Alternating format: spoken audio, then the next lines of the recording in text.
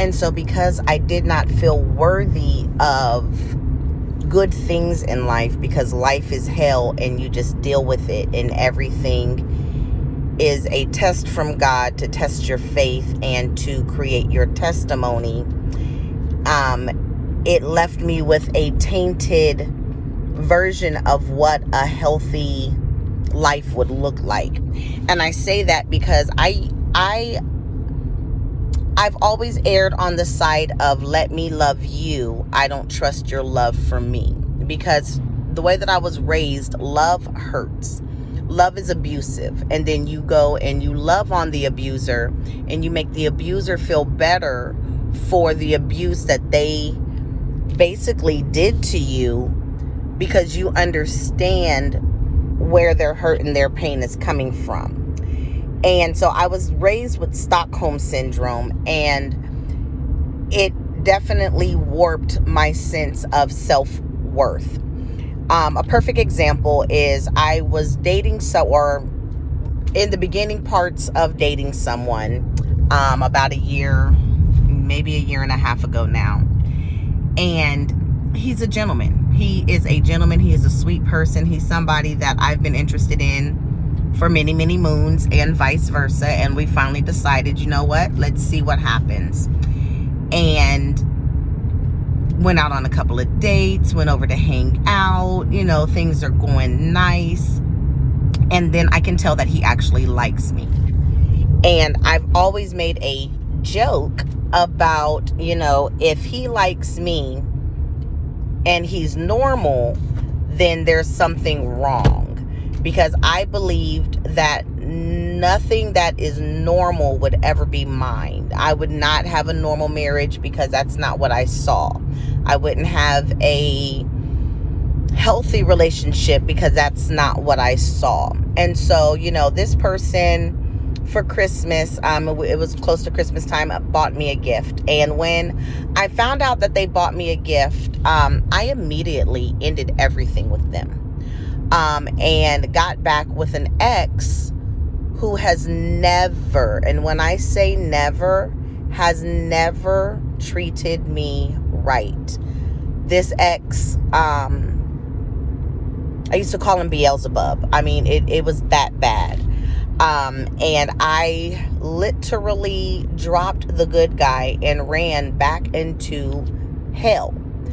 When I was a child, I used to write this little poem about our home, and I would say this is the house that hell built. And I found myself very comfortable in hell. You can find yourself comfortable in horrible situations because that is what you know, and that's what you're comfortable with. Right on San Filipo Drive Southeast. And sorry about that. That is my GPS. But you can find yourself comfortable in hell.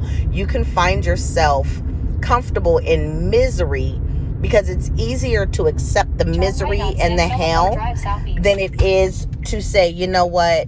Okay, this isn't healthy, and what we're doing is not right, or what you're doing is not right, and then heal from there. But that's definitely not the road that I chose. And so what I did was I took the bad relationship and brought it with me to my new place of residence, to where my peace is. And I'm now looking back, like all that's over now and everything, but I'm looking back and I'm realizing that when you do not heal from your trauma, everything that you do is trauma response. Every time that I start doing something and I start to succeed, I booby trap or self-sabotage. I will just literally, if things are going too good, get up and walk away from it because I get uncomfortable in the peace. I get uncomfortable in the normalcy of, and it's not a conscious thing that I do. I'm realizing that I subconsciously do this every time things go good because I don't feel worthy, because that is not the life that God gave me. Now, when I say that's not the life that God gave me, what I'm saying is the way I was raised was The tragedies that happened to my mother, I'm not saying that she wanted them to happen to me, but she did not want to be alone in her misery. Misery truly loves company. I was born on my mother's 20th birthday. We are Gemini twins, 20 years apart.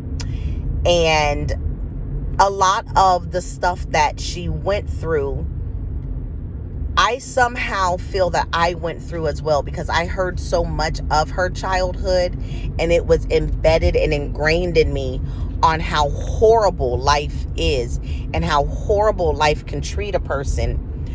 And I took that as my story, my journey, and ultimately set myself up for failure.